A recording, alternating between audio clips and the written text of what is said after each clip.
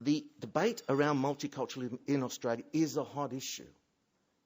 Do not underestimate how hot it is. And I know, because I'm the personal bearer of this tag, I cop hate mail, not at me, but what I say consistently, absolutely consistently. And every time someone puts up a multicultural hand, there are people who say, well, enough's enough. This is it. Enough is enough. How dare they think that they can come over here and just, not have to change? And why should we be allowing them to be, different this and different that? It's not informed, it's not intelligent, it's not even makes sense, but it's there. It is the response. Now, the acceptance of multiculturalism, I believe, especially in terms of some of the things I've already said, the way it was being built, the infrastructure that was being built, the organisations and communities which were being allowed to happen, it was not supported by a whole decade of government policy. And I say that to you in all good respect. Unless your politicians are going to be using the word and defending the word multiculturalism, it won't actually work. You need the political framework in order to then deliver your legitimacy in what you actually do. Now, it was affected by the Howard government, and as I've indicated, there was a removal of the architecture. And it was slow and it was steady. No one actually realised it, because it's only when you do an analysis of the last 15 years, you start to think, oh yeah, that changed and that changed. So what happened? We had a devolution of a whole range of responsibilities which had been right across government back to the Department of Immigration. We had the decreasing role and power of the Race Discrimination Commission. In fact, the whole Human Rights Commission was limited in that they were no longer able to make determining decisions. If they wanted to make a decision, they had to appeal to the federal court. The Race Discrimination Commissioner resigned almost in protest. They weren't replaced. We had a limiting of research, as I've indicated, in terms of research bodies actually stopped being funded. We had a moving of responsibility from multicultural affairs, and I know because I was there in the Office of Multicultural Affairs, and it was fantastic what we were able to do, from the Department of Prime Minister and Cabinet. And I can tell you, you pick up a phone and you ring up another public servant and you say, Prime Minister and Cabinet, they listen. You pick it up and say immigration, they go, oh, it's a totally different response. On top of this also, and I remember I talked a lot about the responsibilities agenda. We developed a far more stringent citizenship test because all those people weren't learning English. So we couldn't fix what we'd done before, but guess what? From now on, we'll let them in without English, but they won't become citizens without English. And so we really made it far more stringent. And then the politics of migration tended to change as well, and we started reducing family and refugee migration and focusing on skills-based migration. There are a couple of other things which are really important in this cultural debate. 9/11 cannot be underplayed. What that meant for all our societies in terms of dealing with Islamic communities in our societies is fundamental. And I just to show you, I actually appreciate what I get, I received a book for speaking yesterday, which is The Asian Faces of Islam in New Zealand. And I read the Islamic Council's imam actually wrote what these communities did in New Zealand after 9/11. But I tell you what, you could do as many statements as that.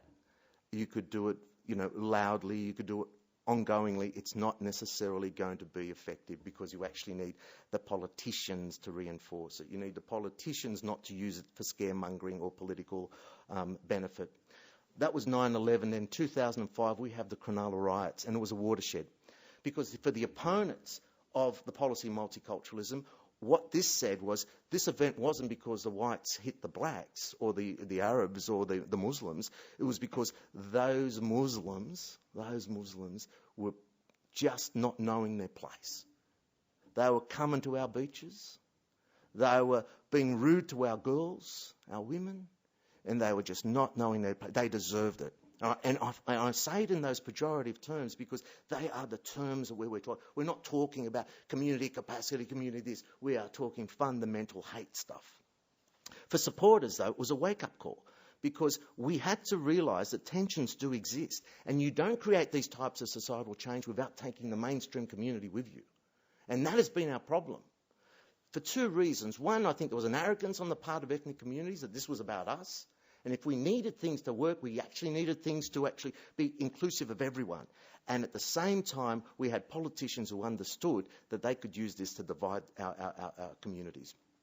The other thing which was really interesting is that there was a sense that, and I picked up on it the last couple of days here, there was a reporting of criminal behaviour, especially in our case we had this absolutely horrendous group of young boys, and they were Lebanese and they were Muslim, but guess what? They were all born in Australia. They were Australian, but they undertook and committed horrendous rapes. Horrendous. Now, they deserved every single criminal sanction that was actually made against them. But what they did is they fed the intolerance of Islamic and Arab cultures in Australia. Now, it's at that point that we really need to understand data.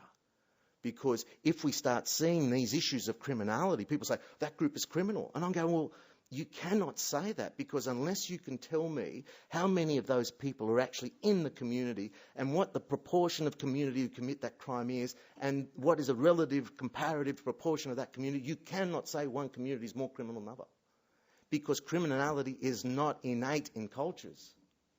And it's at that point we've got to be really strong. So I'm saying that actually it was a constant threat to our multiculturalism, and our politicians did nothing to stop it. And it came to its height only last year. We had the 210 election, and I call it the dog whistle election, with both parties playing off the community's fears.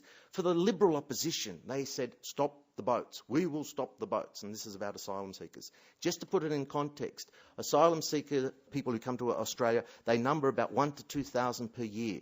Australia takes in 300,000 migrants a year over all categories. 1,000 to 2,000 per year. Yet we have a political party who was running an election saying, we're going to stop the boats. It was fundamental.